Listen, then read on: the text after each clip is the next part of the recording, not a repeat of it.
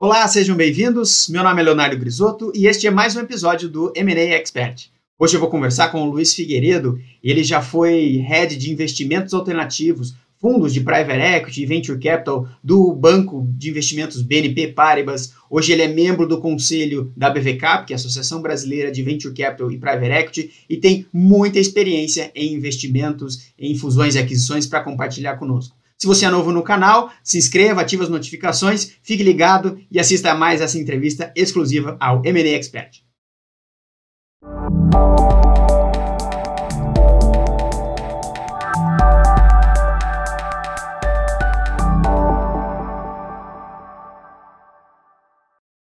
Muito bem, hoje eu vou conversar com o Luiz Figueiredo. Seja bem-vindo, Luiz. Obrigado, prazer. Prazer todo meu. Conte pra gente quem é o Luiz Figueiredo em 30 segundos. Legal, eu sou o pai da Isabela e da Gabriela, marido da Guilhermina, e sou um profissional aí com quase 30 anos de mercado, principalmente mercado financeiro, mas com foco muito específico na economia real, olhando então investimentos em empresas fechadas, private equity, venture capital, investimentos imobiliários, infraestrutura. Então é um segmento do mercado financeiro muito apaixonante, onde você está realmente pondo a mão na massa e tendo ali o prazer de ver coisas dando certo, às vezes coisas dando errado, mas prazer de ver coisas sendo construídas, o que é sempre muito gratificante. Sou uma pessoa que dedico meu tempo vago para música, para tênis e para modelismo. É isso. Muito bom. Que tipo de transação, porte de negócio que você já realizou, que você tem uma expertise maior? Então, ao longo da minha carreira, eu atuei tanto em área de M&A de banco de investimento, então eram transações onde a gente atuava como assessor, e depois, com o chapéu do gestor de Private Equity Venture Capital, aí já uma atuação como investidor. Então, eu diria que eu me envolvi desde transações assim de centenas de milhões, meio bilhão, algo nessa linha, caminhando para bilhão, até transações de R$1 milhão. Então, acabei tendo essa oportunidade de me envolver com diferentes tipos de transações e também em setores muito diversos, o que é algo que acaba sendo, por um lado, desafiador, mas, de novo, por outro lado, super gratificante. Você consegue compartilhar com a gente um ou dois casos de sucesso na sua atuação como gestor de investimentos, né, pode ser Private Equity ou Venture Capital, um ou dois casos de sucesso para ilustrar? Legal. Eu acho assim, na época que eu trabalhava como assessor, uma transação que foi muito marcante para mim foi a privatização do Benge, o Banco do Estado de Minas Gerais, e que foi um leilão e acabou sendo comprado pelo Banco Itaú. Foi uma transação bastante relevante na época, um banco de varejo com muitas agências, e na época eu atuava no Pactual, ainda antes de ser BTG Pactual, e fizemos assessoria em conjunto com a Goldman Sachs. Então foi um processo muito interessante de sucesso, mas assim, também por outro lado, se trabalhar com o lado vendedor do Estado, tal, também uma série de desafios, foi algo bem legal. Já se eu olho ali o olhar do investidor, uma transação que para mim é muito gratificante foi o investimento que a gente fez na Movile. Hoje é Movile, mas quando a gente investiu era uma empresa com chamava Internet na Mão. Eram dois jovens saindo da faculdade na incubadora da Unicamp, numa salinha de 4 metros quadrados, basicamente aquilo que a gente está acostumado a ver, assim, aquelas histórias do Silicon Valley, e que acabou sendo que hoje é a Movile uma coisa de grande sucesso. Então, essa foi uma transação muito gratificante, como na ponta do investidor, né? Muito bom, são excelentes casos. E o que você extraiu de aprendizado nesses casos que você acabou de citar? O que fazer, do que não fazer? O caso da Movile é um caso muito interessante do aprendizado, porque muitas vezes você seja ali no M&A ou no investimento, no Private Equity Venture Capital, você está seguindo ali alguns procedimentos, alguns princípios. Então, no caso, quando você é gestor de um fundo, o dinheiro é de terceiros. Você está no papel de um prestador de serviço como gestor daquele fundo. Então, você tem que cumprir normas da CVM, você tem que cumprir o regulamento do fundo, você tem o seu dever fiduciário de forma geral, tendo em vista que você está gerindo recursos de terceiros. Então, isso faz com que você, ao negociar uma transação, você busca uma série de proteções e busca uma série de termos. E no investimento da Móvel, como eu falei, eram dois jovens ali que saem da faculdade. E chegou um momento da negociação e tinha uma cláusula onde os fundadores diziam, a gente quer isso, e a gente mostrou, falou, isso não é padrão em nenhum contrato, não é padrão em nenhuma transação, isso aqui é complicado para nós, nos prejudica por causa disso, explicando, mas eles não arredaram o pé. E aí a gente acabou, como investidor, tomando um risco e falou, quer saber, então vamos pôr essa cláusula no contrato e vamos fazer, porque a gente acha que a oportunidade aqui é muito boa, as pessoas são muito boas, e pusemos a cláusula no contrato, e depois de alguns anos, a hora que se chegou numa negociação e que aquela cláusula impactava, os próprios fundadores perceberam que não fazia sentido aquela cláusula e acabaram, entre aspas, abrindo mão daquilo lá para a empresa poder continuar crescendo e atraindo outros capitais que precisava e tudo mais. Era uma cláusula que dificultava você atrair novos aportes, vamos assim dizer. Então, esse foi um aprendizado, quer dizer, obviamente, sempre que você está em duas partes da negociação, uma acaba tendo que ceder aqui, outra ceder ali e tudo mais, mas muitas vezes você tem que ceder em coisas que você não espera, mas tem que ter um pouco de visão e correr um nível de risco, né? Entendi, muito bom. Do lado oposto, um caso de fracasso, ou um caso que deu errado, que não chegou a dar os resultados esperados pelo fundo, pelos investimentos de vocês. Eu diria que tiveram alguns, como todo portfólio de fundos de Private Equity Venture Capital, você tem sempre alguns fracassos, algumas transações boas e algumas transações ótimas. Então, certamente eu tive muito aprendizado nesse caminho. E talvez mencionar, eu acho que uma questão é o que a gente chama, hoje a gente chama, mas talvez no início a gente não vê isso tão claramente, o risco de refinanciamento. Então, quer dizer, você investir numa empresa e essa empresa vai precisar de novos recursos adiante para continuar aí o seu caminho. E muitas vezes, até quanto mais ela dá certo, pode ser que mais recursos ela precise durante um tempo. E lá atrás, eu estou falando 2000, 2002, 2000 e pouco, você tinha menos gestores de private equity, muito menos gestores de venture capital, não tinha capital semente, não tinha clubes de anjos. Então, essas engrenagens não funcionavam bem como elas funcionavam hoje. Então, eu acho que a gente teve, eu diria, alguns riscos, alguns casos de insucesso por conta da empresa estar indo bem, o mercado está acontecendo, mas a empresa precisava de mais dinheiro, o fundo que a gente estava investindo ele não tinha mais capacidade, de novo, por restrição de regulamento para investir, e a gente acabava não achando outros investidores, e isso teve caso que eu diria que acabou limitando, nos fez, por exemplo, vender para um estratégico uma empresa, basicamente recebendo o valor investido corrigido por inflação, quando se a gente tivesse ficado lá até hoje, poderia ter multiplicado por algumas vezes aquele capital investido. E teve casos realmente que a dificuldade de você conseguir recurso acabou fazendo que a gente tivesse efetivamente prejuízo na transação. Então, esse risco de refinanciamento era muito importante, ainda hoje ele é importante, mas por conta do amadurecimento do mercado, eu diria que ele sistemicamente diminuiu um pouco. Acho que, assim, falando ainda em aprendizados, investir em mercados regulados é o que a gente precisa tomar cuidado. Então, a gente, em algum momento, investiu em empresas onde estavam mirando ali regulamentações que tinham necessidades de investimento, regulamentações que obrigavam um certo nível de investimento nisso ou naquilo, que tinha ali um certo arcabouço por trás, e muitas vezes isso acaba sendo alterado. Às vezes no Brasil, infelizmente, a gente tem até normas que acabam, por diferentes motivos, não ser nem cumpridas. Ela até está lá, mas ela não é cumprida, não precisa nem ser alterada.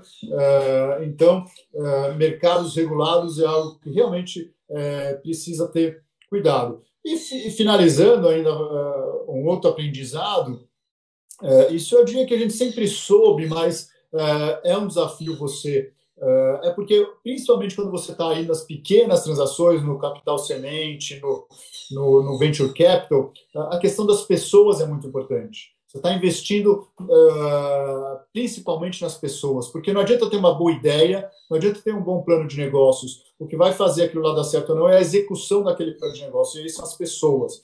Você julgar pessoas não é uma ciência exata. Então, eu diria que é algo que, para quem está nessa posição de investidor em pequenas e médias empresas, é algo crítico. E aí é difícil. A gente chegou a buscar assessoramento em termos de consultorias de recursos humanos, traçar perfil psicológico de fundadores, dos times de gestão. Isso é importante, ajuda, porque no final as pessoas é que vão fazer algo dar certo ou não. Muito bom, excelente. Essa parte dos investimentos regulados, né, tem muitos gestores têm realmente uma aversão justamente por conta disso, né? Às vezes você tem aí, não é à toa que o risco Brasil, muitas vezes ele é embutido nos valuations, nas precificações, porque justamente reflete, muitas vezes, nessa dificuldade de fazer negócio ou surpresas que acontecem no meio do caminho, né? E, com certeza, essa parte de pessoas é fundamental. Tudo bem, nesse primeiro bloco a ideia foi olhar um pouquinho nessas experiências, esses aprendizados já do seu histórico, da sua experiência, e agora no segundo bloco vamos olhar um pouquinho para frente, as tendências, perspectivas aí do seu ponto de vista.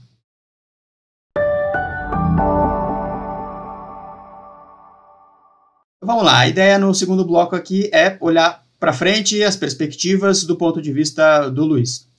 Luiz, conta para a gente quais recomendações você daria para empresários nesse momento Brasil, nesse momento mundo que nós estamos vivendo. Eu diria que persistência.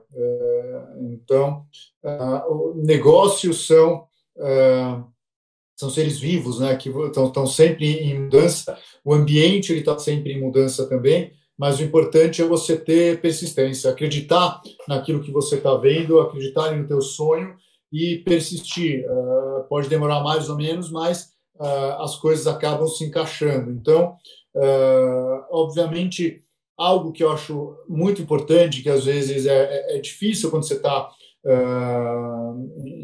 em estágios mais iniciais, é planejamento, né? Quer dizer,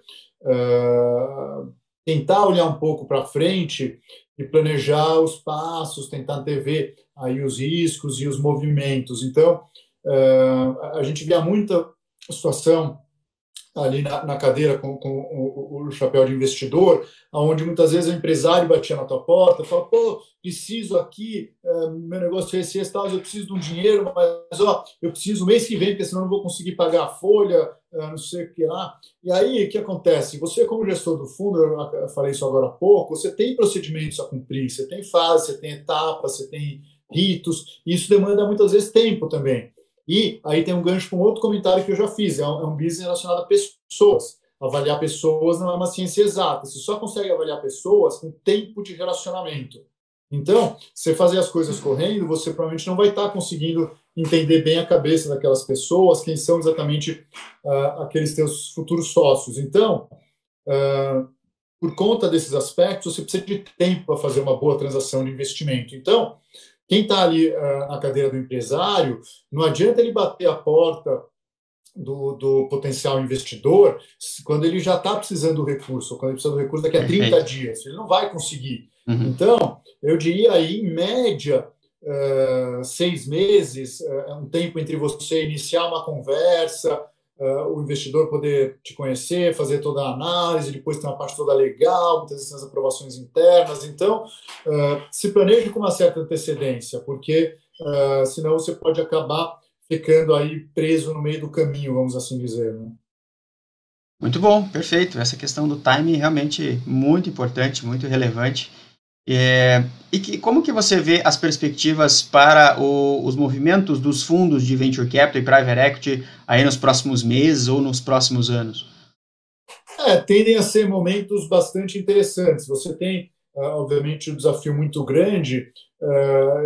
Via de regra, se a gente fosse resumir, você tem ali 3 fases ali nos fundos. A fase onde ele está captando os recursos para o fundo dele, o momento onde ele está buscando e negociando os novos investimentos, e você tem a questão do trabalho com as empresas que estão no teu portfólio, o trabalho que envolve o crescimento da empresa, o amadurecimento, a implementação daquele plano de negócios e, obviamente, depois a saída, porque o negócio do Private Equity Venture Capital, ele tem um prazo, você tem que sair e vender essa participação em algum momento. Então, eu diria, os próximos meses ou 1 ou 2 anos, você tem, primeiro, um trabalho muito árduo nas suas empresas investidas, que estão passando por desafios muito críticos nesse momento. Obviamente que a gente tem aí empresas investidas, por exemplo, no setor de varejo farmacêutico, no setor de varejo de alimentos, que estão sendo até positivamente impactados. Mas, por outro lado, você tem setor de saúde também tem muitas investidas. Você tem, por outro lado, investidas, tem fundo que eu conheço que tem investimento em rede de cinema. Está fechado há não sei quanto tempo. Você tem fundo que tem investimento em academia de ginástica. Tem fundo que tem investimento em empresa de turismo, de diferentes segmentos, então, altamente impactados. É um momento de você trabalhar muito próximo da empresa investida, o que a gente mais ouve falar, o gabinete de crise, comitê de guerra. Então, é aquela situação, se antes você fazia uma reunião de conselho trimestral, uma reunião de conselho mensal, agora normalmente está fazendo calls, né? Não são mais reuniões, mas são calls mais semanais, e tem situação até 2 vezes por semana. Então, é um momento muito intenso ali junto às empresas investidas. Por outro lado, você, e principalmente os fundos que já tinham captado, que estavam com recursos disponíveis para investimento, você não para também essa atividade de olhar oportunidades. E tem nesse momento também o outro lado da moeda, quer dizer, as empresas, ao enfrentar essa pandemia, de forma geral, estão precisando de capital. Então, é um momento onde as empresas precisam de capital, se o fundo está ali com aquela disponibilidade, então é um momento de você buscar oportunidades e, dada a situação toda, você tem um desafio, dada a volatilidade que ainda tem, a bolsa caiu para caramba, retomou um pouco, dólar também é a mesma coisa, subiu, caiu, está subindo de novo. Então, essa volatilidade toda ela não facilita muitas vezes você fazer o exercício de valuation, você conseguir ali alinhar valuation para uma transação. Mas, de forma geral, pode possibilitar você comprar ativos que antes não estariam disponíveis naquele patamar de preços. Então, isso pode acabar sendo positivo para os fundos, né? Muito bem. Existe alguma recomendação que você daria assim, para os empresários? Que uma dúvida recorrente que acaba acontecendo é: eu preciso de capital, como você falou agora há pouco, né?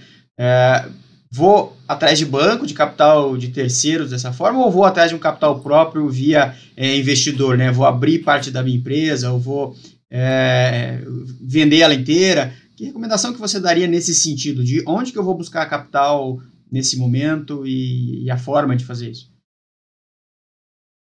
Depende muito do estágio que você está, de qual desafio exatamente você está enfrentando, porque são fontes de recursos, eu diria, bem diferentes. E a verdade também é que nem sempre as duas estão disponíveis para você. Então, pode ter situação onde você consegue um empréstimo bancário, mas por diferentes motivos não consegue um aporte de capital, ou vice-versa, a situação onde você não consegue um financiamento, um empréstimo, onde as garantias estão sendo exigidas que você não tem algo assim, mas, por outro lado, você consegue um aporte de capital. Então, nem sempre você pode escolher, muitas vezes é o que está disponível. Mas, além disso, tem uma diferença fundamental. O Private Equity Venture Capital, até a gente usa muitas vezes o nome do capital empreendedor, e a gente usa o nome também, às vezes, do Smart Money. Quando você pega um financiamento bancário, você recebe um TED na tua conta, a instituição que está te dando esse financiamento, e ela vai depois esperar, dentro de um prazo combinado de repagamento, com ou sem carência, ao longo aí de meses ou de anos, que você simplesmente faça um TED de volta e repague aquilo lá, ela vai debitar da tua conta aquele valor. Então, é isso. Isso é muito bom se você precisa única e exclusivamente de capital. Agora, se para o teu negócio você ter um sócio que vai contribuir e discutir com você os desafios que você está enfrentando, sejam eles estratégicos, sejam operacionais, você está tendo que pivotar o teu negócio muito nesse momento de pandemia, isso às vezes é fundamental. Então, você ter alguém com experiência, alguém que já passou por essas situações, que já teve sentado em cadeiras parecidas, como investidor ou como executivo, então a gente está falando de outro nível de envolvimento e de outra agregação de valor. Então, não é o capital. Você tem uma rede de contatos, então muitas vezes você está querendo fechar parcerias, você está querendo abrir portas em potenciais clientes ou em potenciais fornecedores, crescimento inorgânico.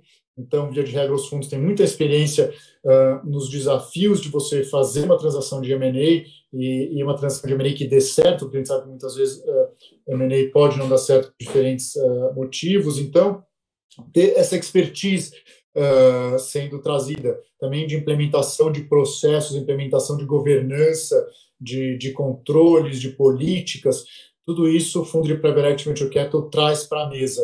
E muitas vezes isso é até muito mais importante que o dinheiro, porque às vezes você tem todas essas deficiências, você precisa complementar a sua equipe, então o fundo muitas vezes ele tem pessoas para te indicar, ele consegue aí abrir portas, atrair talentos, então muitas vezes você vai pegar o dinheiro e não é só do que você precisa, você vai gastar aquele dinheiro todo e não vai resolver o teu problema, você não resolveu um problema de gestão que você tinha, você não conseguiu fazer um movimento estratégico que era crítico para o sucesso do teu negócio por falta de visão, por falta de entrada ali né, em diferentes situações. Isso tudo o fundo de Private Equity Venture Capital acaba trazendo.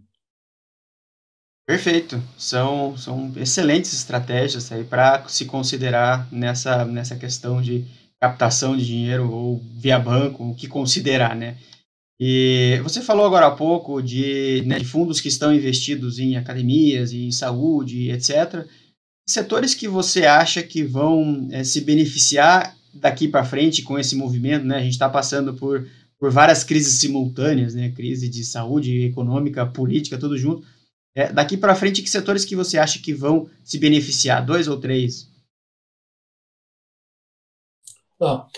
Primeiro assim, eu tendo a achar que muitas vezes as pessoas como que vai ser o novo normal, que as coisas vão mudar completamente e tal.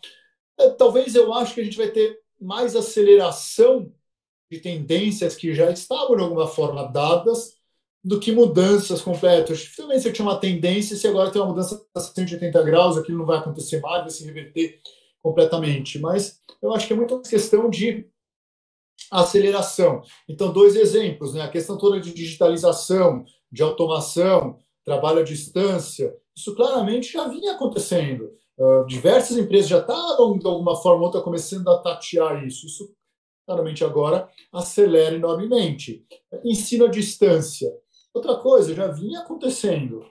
Agora, certamente vai acelerar muito. Então, você tem aí, primeiro assim, na minha visão, para o futuro, uma aceleração aí dessas tendências acontecendo. Eu digo isso porque, assim, de forma geral, quando eu penso assim, em setores, eu também não acho que vai ter uma mudança. Então, quer dizer, esse setor antes da pandemia estava completamente esquecido e agora ele vai ser crítico. Esse setor antes da pandemia era um queridinho e agora ninguém mais quer ouvir falar dele. Eu não acho que essas coisas vão acontecer desta forma. Então, por exemplo, infraestrutura. Já era um setor que vinha recebendo atenção importante de fundos de Private Equity Venture Capital e vão continuar recebendo.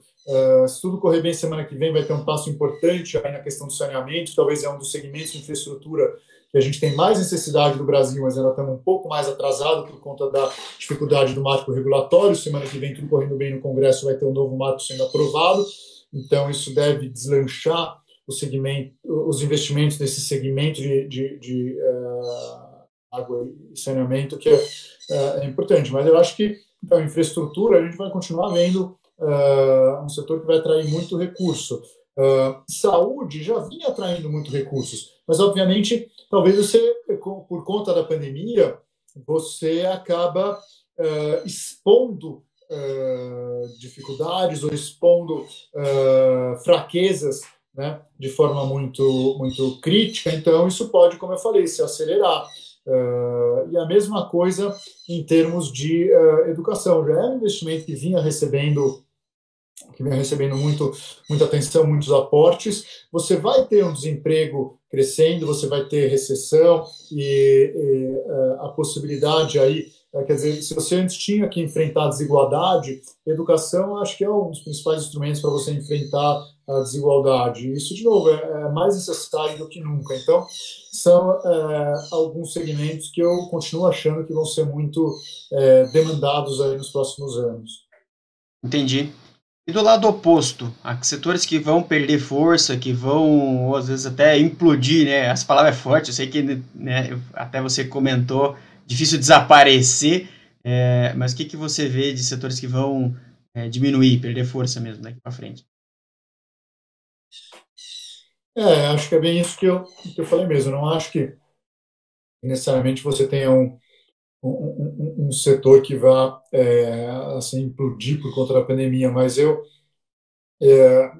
quando a gente pega, por exemplo, companhia aérea, o número de companhias aéreas que já pediram alguma forma de recuperação judicial, proteção contra credores, ou né, cada país tem um nome aí para essas coisas, né? Acho que já são quase 20, em alguns casos muito relevantes. Então, claramente é um setor extremamente impactado e muito prejudicado. Agora, é um setor que não vai desaparecer, é um setor necessário. As viagens de negócio vão diminuir? Provavelmente vão diminuir. As viagens de turismo vão demorar um pouco para retomar? Vão. Então, é um setor que não só está muito impactado nesse momento, como eu acho que ele tem uma retomada também muito vagarosa. Assim como eu acho que talvez a questão de entretenimento também tenha um desafio muito grande, porque você vai ter uma retomada mais lenta. Eu tenho visto cada vez mais pessoas dizendo ou escrevendo sobre essas diferentes assim, expectativas de retomada, né? Vai ser em V, vai ser em L, vai ser em W.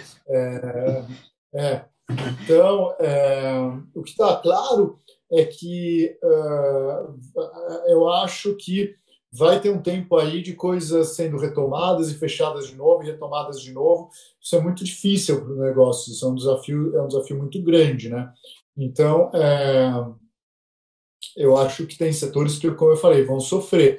O setor de academia de ginástica, por exemplo, é um setor que eu acho que pode sofrer bastante. Acho que as pessoas estão, de alguma forma, tendo que se virar com isso dentro de casa. Então, isso tende a ter um impacto depois de ou retardar muito a retomada ou até fazer com que pessoas acabem adotando uma outra forma de buscar ali o seu condicionamento físico, né? Então, a questão de restaurante, cinema, teatro, shows, tudo isso, no meu ponto de vista, tem um desafio muito grande. Entendi. Muito bom, legal. Bom, chegamos ao fim desse segundo bloco. Vamos agora para o terceiro bloco e fazer um bate-bola ali.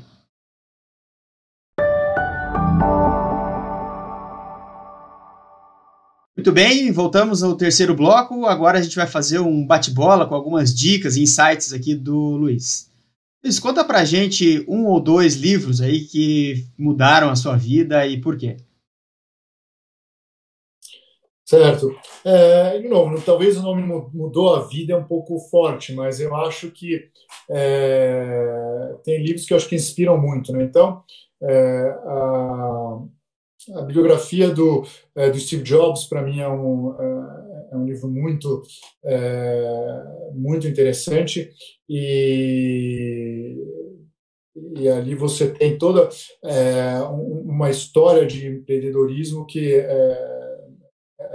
é muito, eu diria, enriquecedora. Assim como a do Elon Musk também, que foi outra que ele mais recentemente já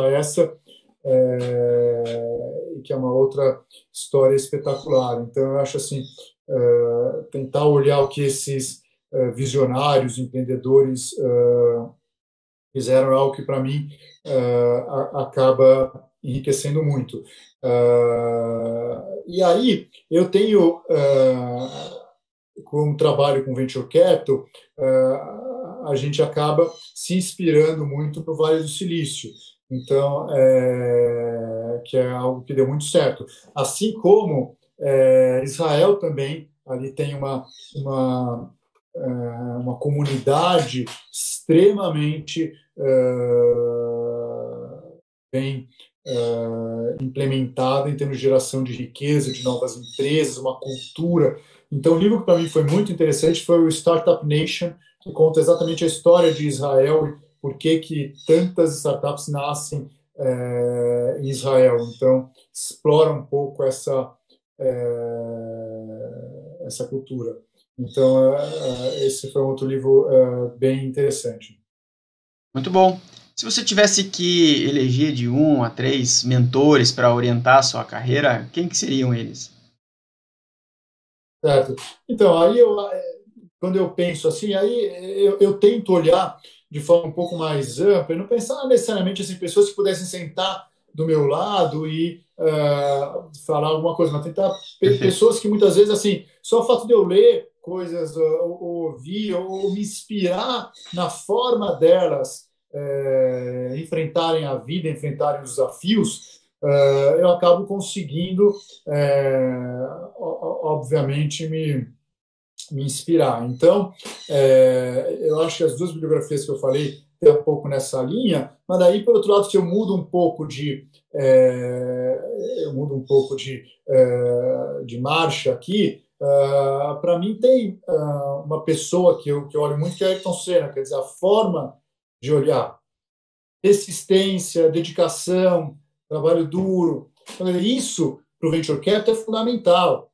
Então, quando eu penso, pô, por que o cara se dava bem guiando na chuva? Porque quando chovia, eu queria treinar, sozinho. Estava chovendo, chovendo, era o único cara treinando na chuva. Então, pô, quando você se dedica, quando você treina, quando você estuda, quando você busca o conhecimento, isso vai ter um resultado depois. Então, eu tento buscar aí essas histórias e esses conhecimentos para conseguir a gente aprender e conseguir buscar os insights para se desenvolver, né?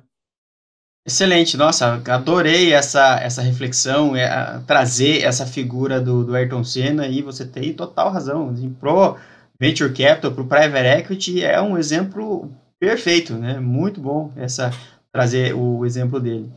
E para a gente fechar, quais as características ou virtudes que você acha que são as mais importantes para o desenvolvimento de um negócio, para o investidor ou para o profissional, para orientar uma carreira ou orientar o desenvolvimento pessoal que você julga?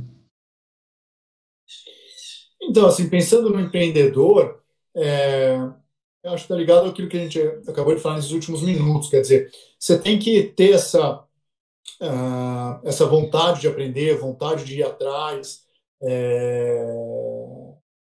Eu me lembro, um dos fundadores lá da Móvel, como eu falei, eles eram alunos lá da Unicamp, a empresa estava em Campinas, eles moravam em Campinas. Teve algum momento ali que ele buscou fazer especialização na GV em São Paulo, pô, ia e voltava, não sei quantas vezes por semana, tal. Então, eu tô super desgastante, mas o cara jovem você tem que buscar conhecimento, né? Talvez isso agora seja mais fácil com o ensino à distância com qualidade, né? Porque muitas vezes você olhava no passado, existia aquela dúvida, pô, será que esse ensino à distância tem qualidade? Eu, essa semana, tive uma reunião de alumni do pessoal lá do MIT que eu participei, e foi online, foi puta, super produtivo, qualidade super boa. Então, você buscar conhecimento, correr atrás, ter persistência, coisa que eu falei mais no começo da nossa conversa, é crítico, né? Então, a gente sempre vai ter coisa para aprender. Eu acho que o tempo é o que a gente tem muito limitado, né? Então, a gente tem que conseguir gerenciar o nosso tempo de forma a conseguir tocar o dia a dia, implementar as coisas que a gente precisa implementar, mas também ter os momentos para estar aberto às novas ideias, aberto a ouvir coisas. Eu sempre fui muito de ouvir.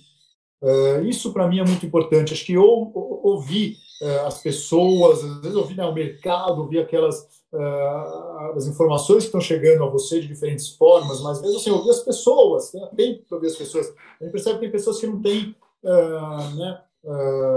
calma, que você começa a falar, ela já te corta, ela não quer te ouvir. E eu sempre fui o contrário, eu sempre ouvi muitas pessoas. E tem uma coisa que eu acho que eu sempre busquei muitas vezes conversar com as pessoas. E então tem uma passagem que é interessante. Eu em algum momento ali na empresa, eu sempre entrevistei muitas pessoas. E recebia currículos, olhava o currículo, gostava, entrevistava. E eu também sempre, quer dizer, tento me cercar de pessoas complementares ao meu perfil, pessoas muito inteligentes, mais inteligentes que eu, preferencialmente, para poder estar me desafiando, para poder estar agregando. Mas eu me lembro uma vez, eu sempre entrevistei muito, e eu sempre colocava outras pessoas para também entrevistar as pessoas. Então, e era normal, às vezes assim, eu tinha ali na equipe um analista, tinha na equipe um estagiário. Muitas vezes eu entrevistar alguém, falava para o analista, vai lá entrevista, falava para o estagiário nosso, vai lá entrevista. O estagiário olhava assustado, caramba, eu sou estagiário, está querendo que eu vá entrevistar um cara que está vindo do MBA, não, vai lá, conversa com o cara. E uma coisa que eu tive que responder um monte de vezes, tinha um analista meu, você falava, tem um cara que vai entrevistar, mas é para que cargo? Para que vaga? Não sei. Mas como não sei? Vai entrevistar para quê? Vai entrevistar para quê? Porque eu li o currículo, eu gostei do currículo, tem uma história interessante. Precisamos ouvir. E se a gente não sabe o cargo agora, depois que a gente conhecer ele, pode ser que a gente pense em algum lugar que ele encaixe, pode ser que semana que vem apareça. Mas se a gente não conhecer o cara, não vai adiantar nada. Então, eu sempre entrevistei muita gente sem ter uma vaga em aberto. Simplesmente porque eram pessoas que me pareciam interessantes e, como eu falei, negócios são pessoas. Se você não conhecê-las, você não vai conseguir desenvolver. Então, o número de vezes que eu tinha que falar, não é para vaga nenhuma, é só para a gente conhecer. Então, acho que esse é um ponto importante, ouvir e estar aberto a conhecer, estar aberto a buscar conhecimento, principalmente. Sim, sim, sensacional. Essa parte de pessoas, muitas vezes ela é subestimada, né? O empresário está querendo olhar coisas, a tecnologia ou o marketing e acaba deixando essa área que não é tão glamurosa assim, né? Não é tão da moda, mas ela é de base, né? Essencial, fundamental. Bom, excelente, gostei muito das ideias, dos insights que você trouxe, das estratégias. Gostaria de agradecer a sua presença aqui no M&A Expert. Luiz, muito obrigado pela sua participação. Obrigado. Foi muito bacana essa entrevista, não é mesmo? Espero que você tenha gostado. Se gostou, compartilhe e ative as notificações. Um forte abraço e até o próximo episódio na semana que vem. Valeu!